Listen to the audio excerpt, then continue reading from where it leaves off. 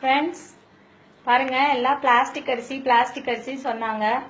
நான் நம்பல, சும்மா ஏதோ சொல்றாங்கன்னு நினைச்சேன். இங்க பாருங்க, நான் இது ரொம்ப நேரமா இப்பதான் வந்தேன் வீட்டுக்கு, சாப்பிடலான்னு உட்காந்தேன்.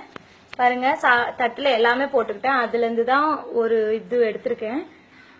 கரெக்டா நான் சாப்பிடும் போது ஒரு வீடியோ போன்ல வந்தது, அதை பார்த்துட்டு இருந்தேன். பார்த்தா அது இது நான் முந்தா நேத்து வாங்கின அரிசி. இது சாப்பிடும் போது என் ஹஸ்பண்ட் சொன்னாரு, இது டேஸ்ட் நல்லா இல்ல, இது சாப்பாடு மாதிரியே இல்ல அப்படின்னு சொன்னாரு. சரி, ரைஸ் மாத்திட்டு வேற வாங்கிட்டோம். பட் ஆல்ரெடி நான் காலையில வடிச்ச சாப்பாடு இது. பாருங்க, நான் நம்பவே இல்லை. இது என்னதான் எவ்வளவு நேரமா நான் இதை பிசைறேன், இது என் கையில ஒட்டவே இல்லை. உண்மையான அரிசி இப்படி எல்லாம் இருக்காது. பாருங்க, நானும் இப்ப குழந்தைக்கு வாயில வைக்கலான்னு பார்த்தேன். அப்பதான் நான் பார்த்தேன் இந்த அரிசிய, இந்த சாப்பாடு இப்படி இருக்குன்றது. இப்ப ஜஸ்ட் அந்த வீடியோ வந்ததுனால தான் நான் இப்படி உருண்டை பிடிச்சு பார்த்தேன், இல்லைன்னா நான் பார்த்திருக்கவே மாட்டேன். பாருங்க,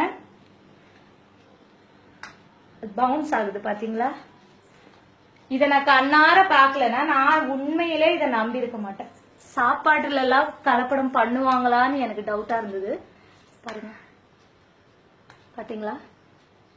சோ அரிசி வாங்கின உடனே செக் பண்ணுங்க, ட்ரை பண்ணி பாருங்க. கையில இப்படி ஒட்டல, ஏதாவது ஃபங்க்ஷன் போனா கூட சாப்பாடை பிசைஞ்சு பாருங்க, கையில ஒட்டுதான்னு பாருங்க. அப்படி ஒட்டலைன்னா தயவு செய்து அதை சாப்பிடாதீங்க, குழந்தைங்களுக்கு கொடுக்காதீங்க. 2 டேஸா நான் தெரியாம இந்த சாப்பாடு தான் என் குழந்தைங்களுக்கு கொடுத்துருக்கேன். இதனால என்ன விளைவுகள் வரும்னு எனக்கு தெரியல, பயமா இருக்கு. ஸோ ப்ளீஸ் இதை ஷேர் பண்ணுங்க எல்லாருக்கும்.